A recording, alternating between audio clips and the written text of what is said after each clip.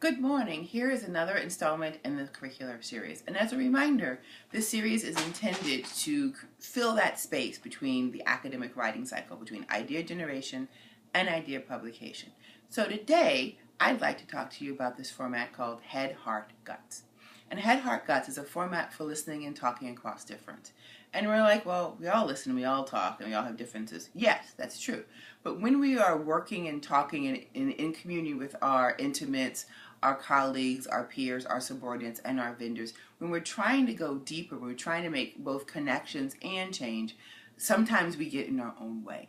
And so this format for listening and talking across difference called Head, Heart, Guts is a way to slow down that encounter and to give us locations for talk.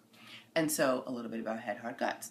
So Head, Heart, Guts. When we're talking about Head, Heart, Guts, it is influenced by the reading of two really important bodies of work. The first one is Buber and his work with I, thou, and I, it. So in his book, I, thou, Buber talks a lot about this idea that when I am in communion with you, when my humanity recognizes your humanity, I am in an I-thou relationship. It's a two-way power arrow where there's reciprocity because my humanity recognizes your humanity, I and thou. Then he also talks about this idea of I, it.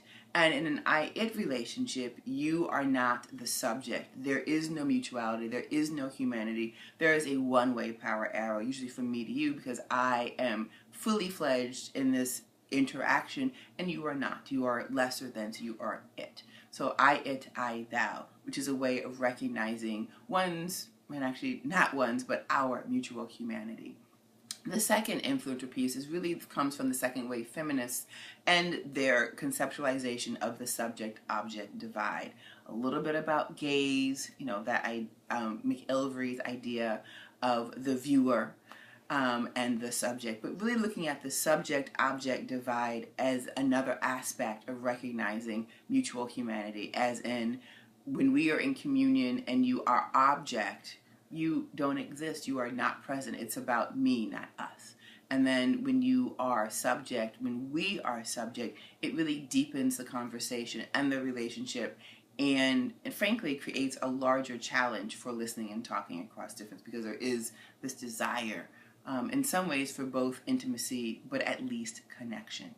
So listening and talking across difference is very important. We've been struggling with it, I'm sure, since we've been human.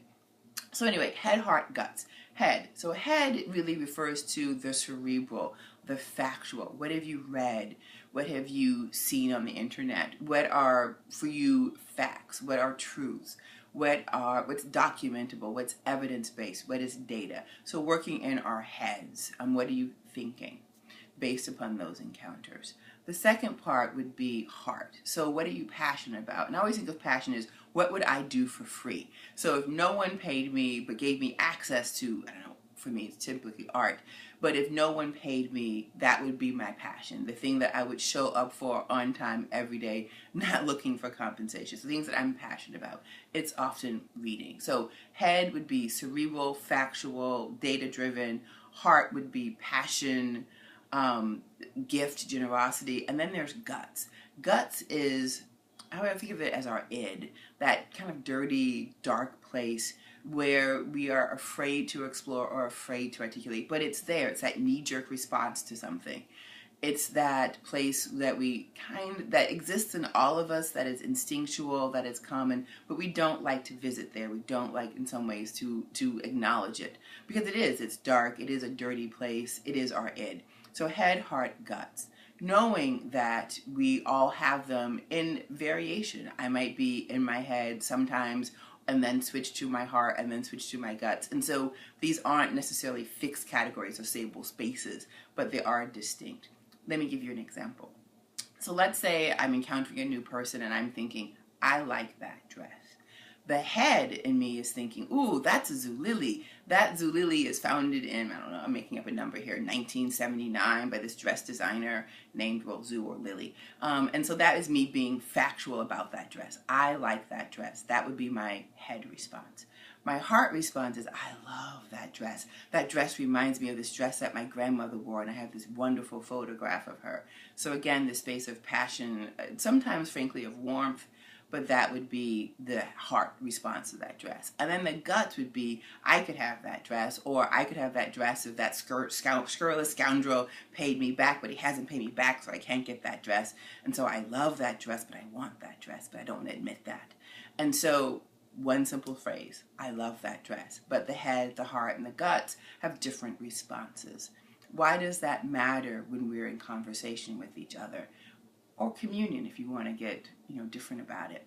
So when we are listening and talking across different, the statement is simply, I love that dress. But if I'm aware that I am coming at I love that dress from a passion place, a heart place, and you are coming at I love that dress from a head place, it helps me understand the different locations for our talk. And in such, when I understand where you are coming from and where I am coming from, we can then deeper our understanding around something as simple as I love that dress. And so the other aspect of Head, Heart, Guts that is very, very exciting is how my graduate students are using Head, Heart, Guts in their teaching of undergrads. So there's a 3-tier system. I'm helping them do Head, Heart, Guts as their graduate professor, and they are helping the undergrads that they're teaching under my instruction. And so Head, Heart, Guts has been really interesting.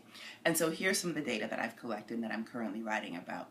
So as I've interviewed the students about their use of Head, Heart, Guts, their own personal use as graduate students happens in 2 spheres. One is personal and the second is professional.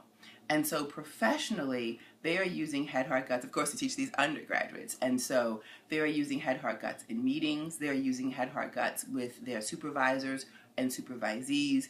When they are instructing undergraduates, they are giving the undergraduates spaces to think, okay, so now we're going to be in our heads. Here are the facts of this issue. Then I want you to respond with your guts. What are the things that have you afraid? What's your instinctual response? And then they're asking the undergrads to say, so what's missing? And often they'll say, well, we haven't talked about the heart. We haven't talked about what we want to do, what our desires are, what our passions are around this topic. So that is how the graduate students are using this work in their work with undergrads professionally. And then personally, which is really, really an interesting data point for me, personally, I'm also finding when I interview the graduate students that they are talking about their use of Head, Heart, Guts in their intimate relationships. They talk about using it when they're talking with their parents or their siblings or their intimate others. And so they're using Head, Heart, Guts not only in their professional lives, but they're also using it in their personal lives, which is very, very interesting. It's very lovely getting emails saying, I use Head, Heart, Guts today and I'm still in Korea. It's very nice to know that this is, promulgated in various ways that, frankly, I didn't intend, but it's very nice to see. So Head, Heart, Gut is the format for listening and talking across difference. So stay tuned for the article. Thank you.